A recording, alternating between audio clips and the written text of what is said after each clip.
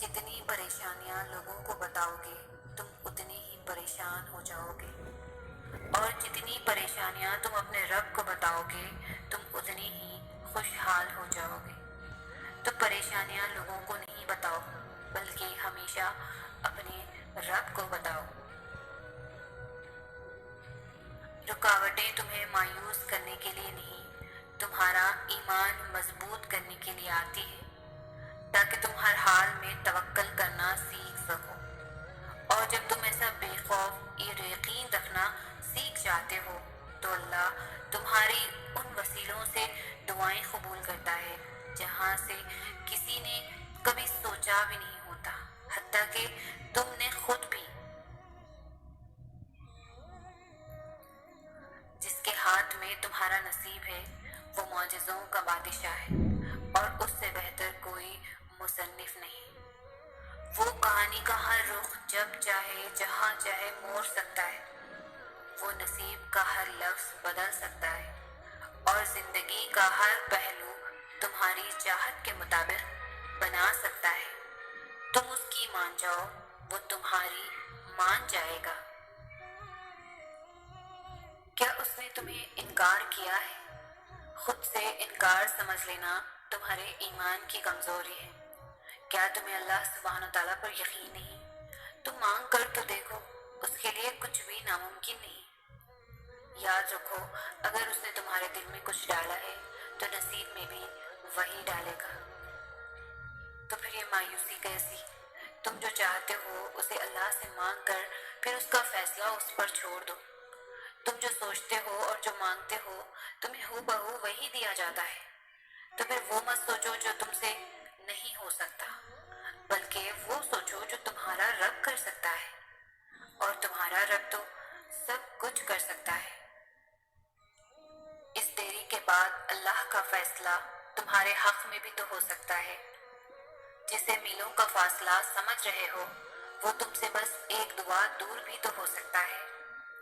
جسے مایوس ہو کر یوں ہی خالی چھوڑ آئے ہو، مقدر کے اس صفحے کو دعا سے بدلنے کا اختیار تمہارے ہاتھ میں بھی تو ہو سکتا ہے۔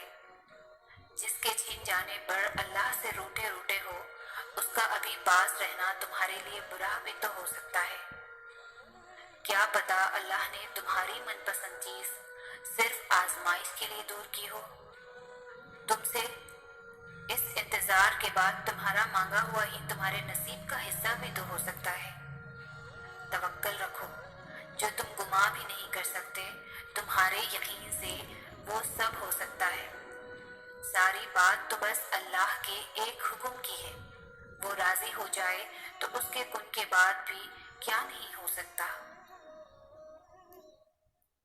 جب تمہارا یقین اللہ ہے تو انجام کا سوچ کر مایوس کیوں ہوتے ہو؟ وہ جانتا ہے کہ تمہارا دل ٹوٹ گیا ہے، وہ جانتا ہے کہ بے شمار ذروں میں تم بکھرے ہوئے ہو، وہ جانتا ہے کہ تمہاری ذات بے ترتیب ہو گئی ہے، وہ تمہاری مسکراہٹوں سے لے کر تمہارے آنسوؤں کے پلکوں میں ضبط ہو جانے تک سب کچھ جانتا ہے۔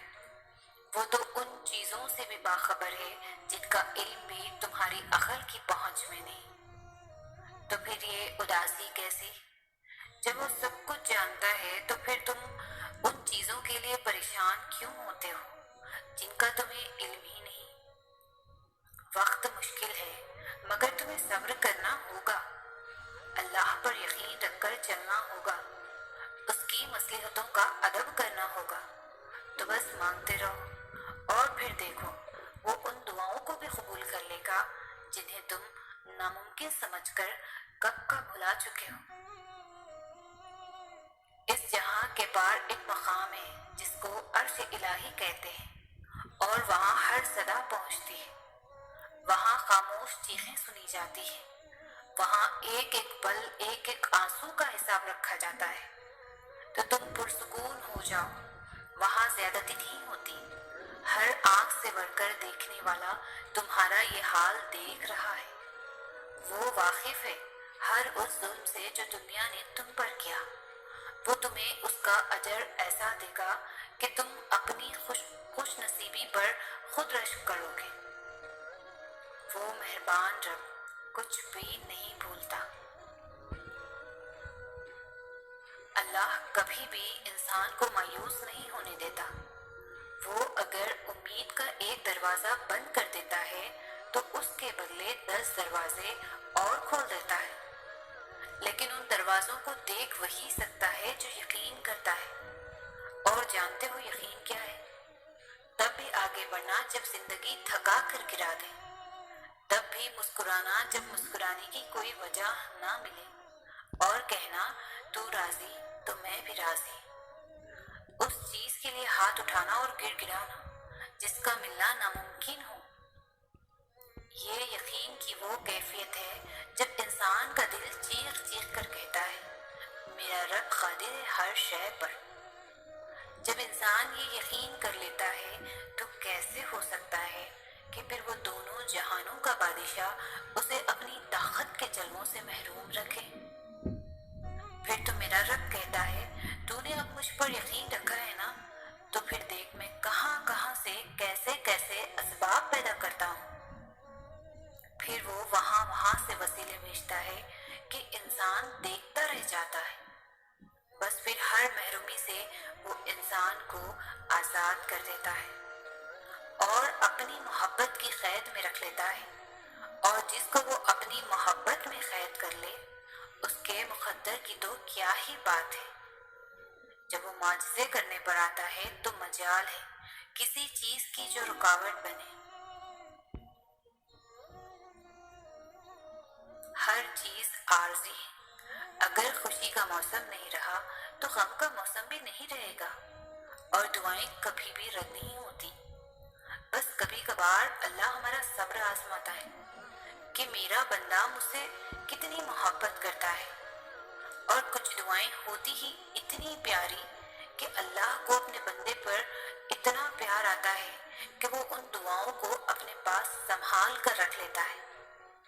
پھر روز اپنے بندے کو ملاقات کا انتظار کرتا ہے کہ میرا بندہ مجھ سے فریاد کرنے آئے گا، کیونکہ کچھ آوازیں، کچھ دعائیں، کچھ صدائیں اس کی بہت لاڈلی ہوتی ہیں، تبھی وہ انہیں بار بار سننا چاہتا ہے۔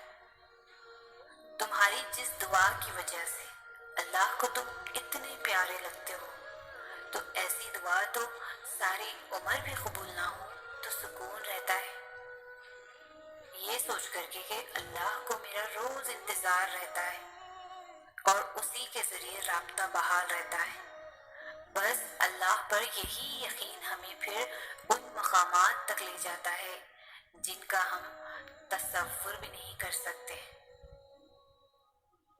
اللہ ہر اس آنسو سے واقف ہے جو تم نے مسکراتے ہوئے پلکوں کے پیچھے چھپا لیا تھا۔ وہ ہر اس دعا سے واقف ہے جس کے لیے ہاتھ اٹھاتے ہوئے تمہارا دل تکلیف سے پھٹ رہا تھا۔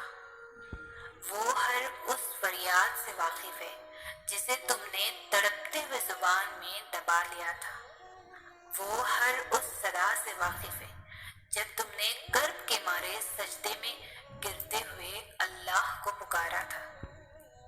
وہ ان راتوں کی وحشت سے بھی واقف ہے جب سب سو رہے تھے اور تم نے آواز کے خوف سے دردناک چیخ کو سخت کر کے منہ کو ہاتھوں سے دبا لیا تھا۔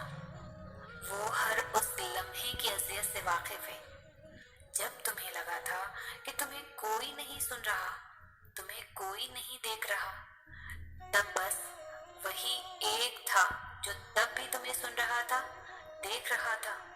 تم اسے نہیں سنتے لیکن وہ تمہیں ہر گھڑی ہر لمحہ سنتا ہے۔